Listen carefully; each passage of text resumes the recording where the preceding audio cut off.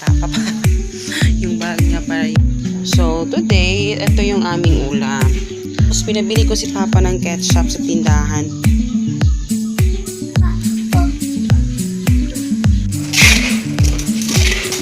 Tapos,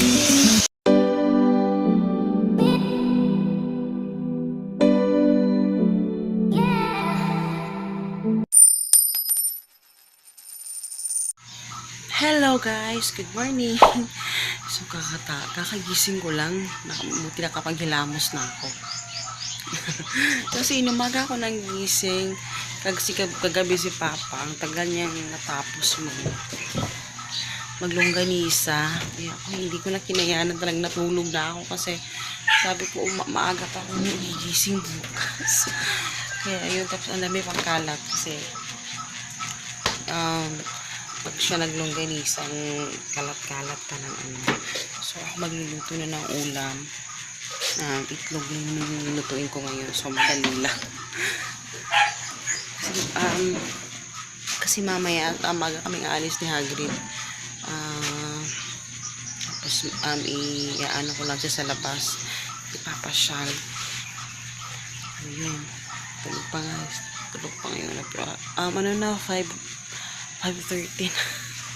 Kailangan ko nang tapos nakapagsaing na rin ako. So today guys, samahan nyo ako sa aking whole day na ginagawa.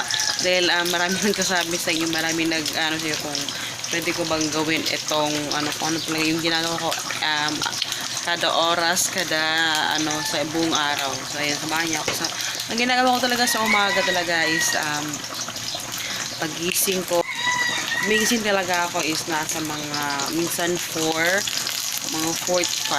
So, kailangan nagdagising na ako niyan. Dahil kailangan ko na magluto. Kaya ito, nagluluto na ako. So, ayan yung aking typical na umaga na mangyayari. Habang tulog pa sila. So, ayun. And then, mga 5:40, kailangan ko nagigisingin si Papa. Which is ngayon, nagising naman siya.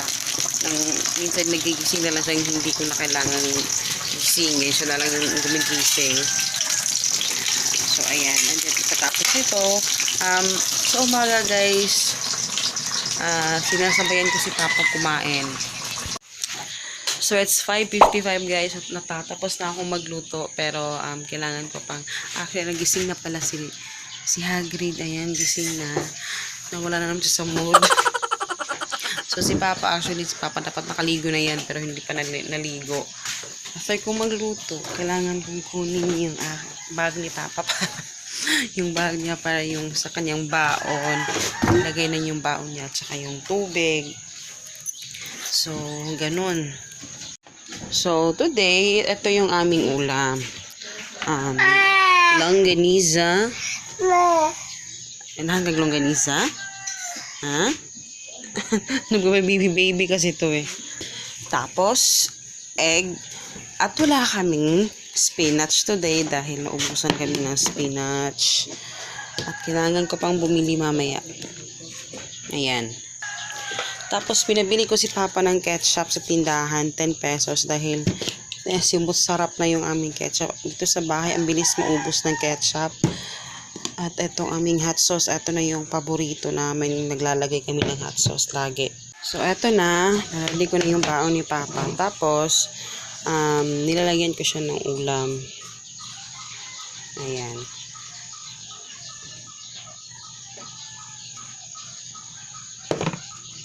Mamaya natin i-cover dahil medyo mainit pa. At saka yung kanyang water.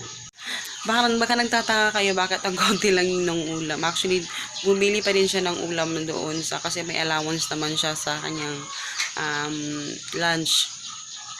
Pero, nilagyan ko siya ng ulam kasi yun yung request niya. Kaya, maglalagay ako ng ulam para, konti na lang na ulam yung bibilhin niya doon. Kasi nagtitipid din siya sa ulam doon.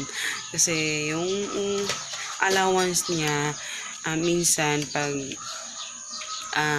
gusto niyang lumabas, siya yung gumagastos doon. Doon niya sa allowance, kinukuha niya yun. Kaya, ganyan siya nagtitipid siya. Minsan, nabibili siya ng pansit lang. Kasi may ulam na naman siya dun sa kanyang baonan. Yun. So, it's 6:10. So, kakain na kami ni Papa after kong gawin lahat. So, ayun na Papa. Kada kain namin, talagang sinasabayan ko siyang kumain. Except lang kung maagang-maaga siyang aalis, mga 4 or 5. Ganun. Hindi ko siya sinasabayan kasi sobrang aga naman. Pero, ito lang yung setup namin everyday. Sa umaga, sinasabayan ko siyang kumain. Tapos yung isa, ayaw naman yung kumain pag ganitong oras. So, yun. Sa gabi lang kami nakakapagsabay kumain tatlo. So, yun. So, yun guys. Kain tayo. It's 6:25. At, tapos na kaming kumain ni Papa. At, ato na nagkakape na kami. Yung isa, okay na yung mood niya. Tsaka, kumain na siya. Sumabay siya sa amin dahil depende sa ulam din. So, ayan, si Papa. Ito yung setup namin pagkatapos namin kumain, nagkakape. Actually, sa labas kami nagkakape. Pero, sinisihag yung keep siya tapos kumain. So, kailangan dito na lang kami magkape. Helon daw, helon. So, tapos na si Hagrid. Lalabas na kami. Ang yan, may chika-chika pa. Sa gabi lang daw kami magchika-chika. Kasi everyday nagkakape kami. Ito yung bonding namin ni Papa na nakakapag-usap kami. Ito kami sa labas. Kasi tapos nang kumain si Hagrid. Sabi niya, mamayang gabi na lang kami magchika-chika ni Papa. Kasi chika talaga. So, ayan si Papa. Chika muna kami. So, ayan guys, nakaalis na si Papa at ang aking ato, pagi naman ngayon, natapos ay umalis na siya. Kailangan ko na hugasin yung mga plato, linisin yung floor. So, bago kami start sa ibang mga bagay-bagay. So, ayun, lilinisin ko muna yung ating mga hugasin. Ayan. So, ito yung ating kailangan linisin. Ito pa. At, yun pang floor. Hello guys, pasensya lang, hindi ako nakapag-vlog. Naka-t-shirt ako kasi sobrang init. Tapos, okay, eto na yung ating, finally, mapapadala ko na siya. Pati ko nakakalimutan. Ayan, minessage ko na din siya. Ipapadala ko na today sa LBC. So, ayun. So, yung aking anak is, naka-t-shirt lang talaga ako kasi sobrang init, guys. Ayun, tsaka nagmamadali kasi kami. Ayan.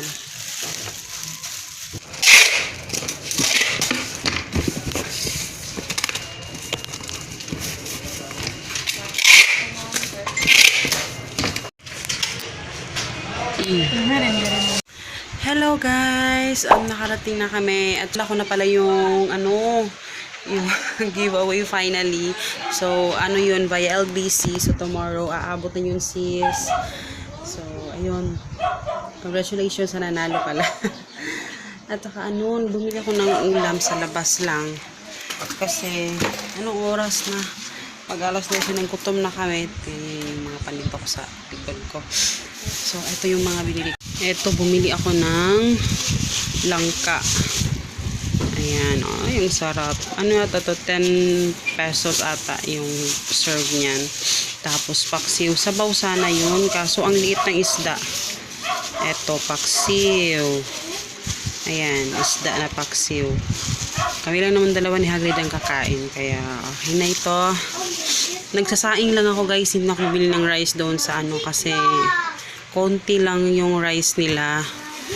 Kaya ito ulam yung binili ko. So ayan, guys, tapos na kaming lunch. Yung plato mamaya ko nalang huhugasan. Papatulugin ko na si Hagrid. So it's now 12:21. So papatulugin ko siya and then nakapag ice water din ako dahil medyo malakas yung ice water ngayon dahil mainit. At saka ang sarap mag ice water kasi lahat ng ang lakas ng ice water yun pa yung benta ko doon, nilagay ko sa kay Hagrid, kanyang lugian ay yung parang piggy bank niya, parang ganon. So ayun, so patulogin ko muna siya.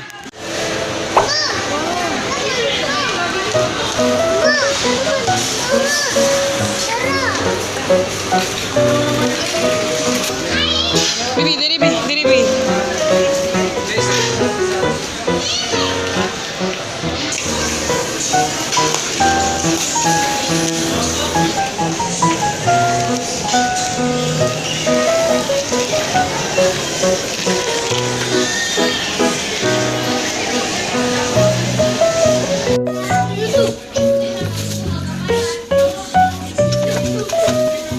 Ganda dito guys. Venus, Earth, Mars, teacher, carpenter. Wah, grade oh. 5 pesos lang yan guys. Oh. 5. Oh, wait sa. 5 pesos. Mama. Ang cute kasi may pang vegetable. Ayan. Vegetables. Pa. Tapos meron itong parts of the body. Ayan. B.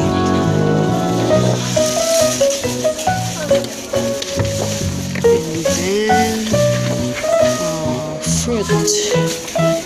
And there's a fruit.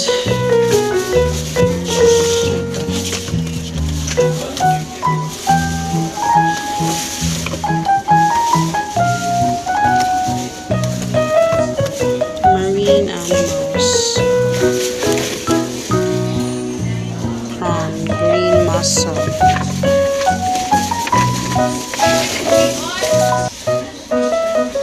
So, magkano to? 25 pesos. At nakapag-decide siya, nakakain na siya. Hindi, iba siya ganun. Non più tra i farfalloni amoroso